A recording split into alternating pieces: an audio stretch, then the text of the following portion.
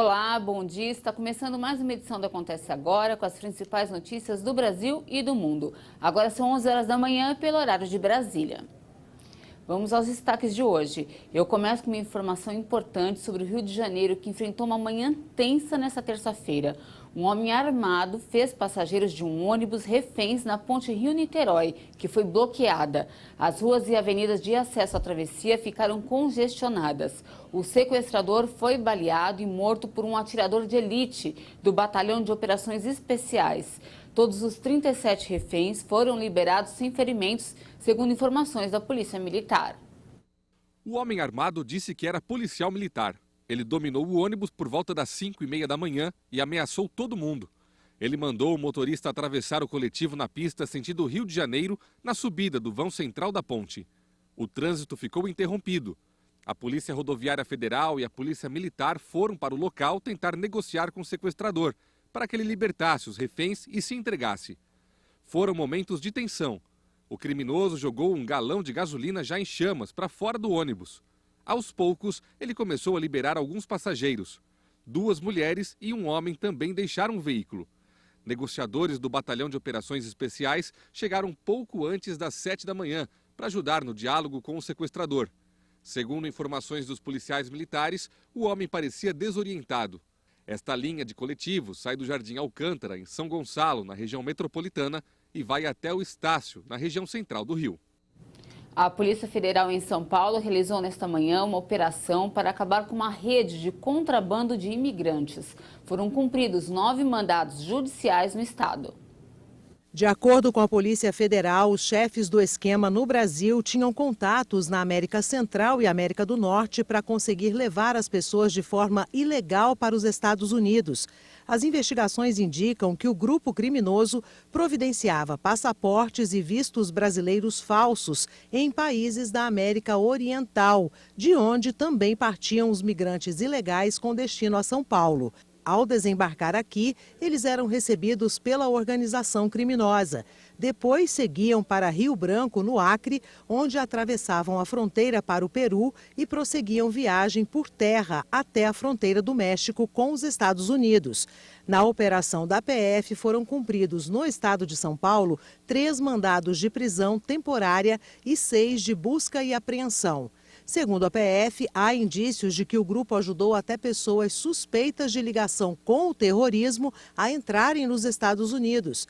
Os investigados devem responder pelos crimes de contrabando de imigrantes, formação de organização criminosa, falsificação de documento e divulgação de material nazista. A medida provisória que muda o COAF para o Banco Central foi publicada nesta madrugada no Diário Oficial da União. Com a mudança, o Conselho de Controle de Atividades Financeiras passa a chamar Unidade de Inteligência Financeira. O órgão deve ter autonomia técnica e operacional para atuar em todo o território nacional. Agora, o Congresso Nacional tem até 120 dias para votar a MP. Mudando um pouquinho de assunto, vamos conferir agora a previsão do tempo completa para todo o país. A temperatura em São Paulo vai ficar bem amena no decorrer desta semana, com máxima perto dos 20 graus até o fim da semana. No Rio de Janeiro, a temperatura só volta a subir a partir de sexta e o sábado vai ser com um pouco de calor à tarde, máxima de 27 graus. Em Vitória, a temperatura começa a diminuir já na quarta-feira e principalmente entre quinta, sexta e sábado, a máxima fica bem amena. Só Belo Horizonte que deve ter temperaturas um pouco mais altas. A previsão para todo o Brasil também é de bastante sol nessas áreas claras do mapa, que continuam com tempo firme. Chove a qualquer hora com fraca intensidade no leste do Paraná e de Santa Catarina.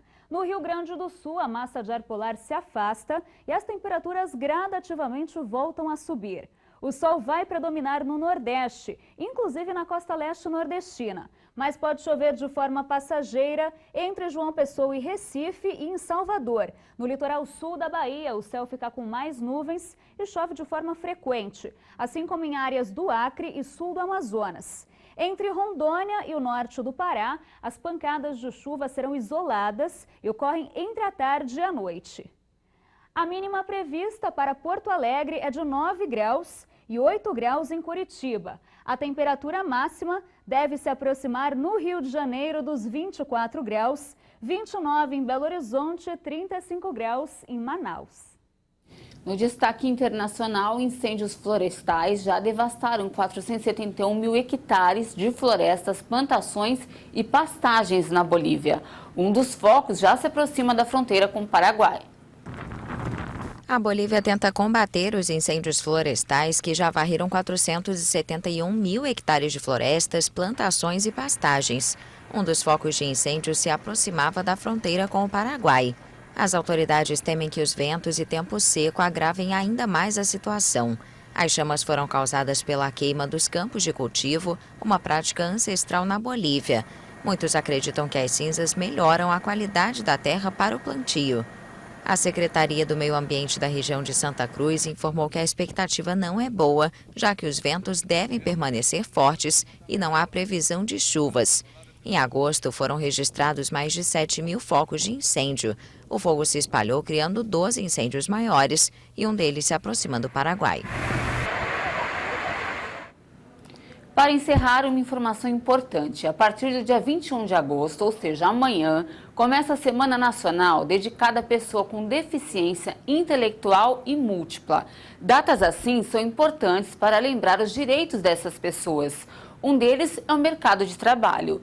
E a lei determina que as empresas preencham uma cota das vagas com quem tem algum tipo de deficiência. Mas isso não é feito como deveria. Vamos conferir na reportagem. Há muito tempo, a Joana Dark está em busca de uma vaga no mercado de trabalho. Ela já cansou de enviar currículos, mas nunca foi chamada por nenhuma empresa. E sua saúde frágil é o principal motivo. Você fica ali dentro de casa e é como se você... Desculpa. As pessoas olham para você e falam assim, nossa, você não faz nada. Não é por falta de querer ou de procurar. É falta de opção mesmo. A lei brasileira determina que as empresas com mais de 100 funcionários reservem de 2% a 5% das vagas para pessoas com deficiência. No entanto, das 45 milhões de pessoas com algum tipo de deficiência no país, menos de 1% tem carteira assinada. De acordo com o Ministério do Trabalho, são 724 mil vagas formais com registro em carteira, que devem ser ocupadas por pessoas com deficiências. Mas apenas 418 mil estão ocupadas.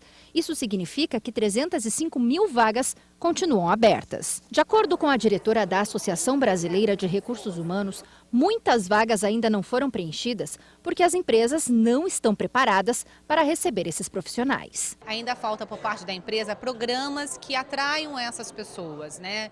Que visitem lugares corretos onde você encontra esse público qualificado, então primeiro ponto.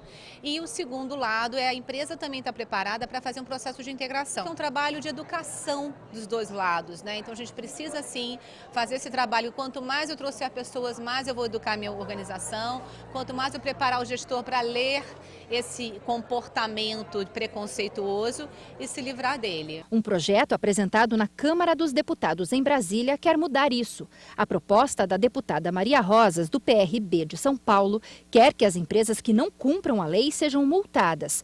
A intenção é assegurar os direitos conquistados pelas pessoas com deficiência e provar que elas são altamente capazes de serem inseridas no mercado de trabalho. Aqui nós proporcionamos essa capacitação dentro dos interesses dela, do potencial, do que ela pode realmente fazer. Nós consideramos esse potencial, o que ela pode desenvolver e não a deficiência. Uma esperança para a Joana Dark, que sonha em contribuir com o marido no sustento da casa. Vai melhorar a minha autoestima, vai mostrar o meu potencial e para contribuir com a renda em casa. Eu fico por aqui, mais informações durante a nossa programação. Um ótimo dia para você e até mais!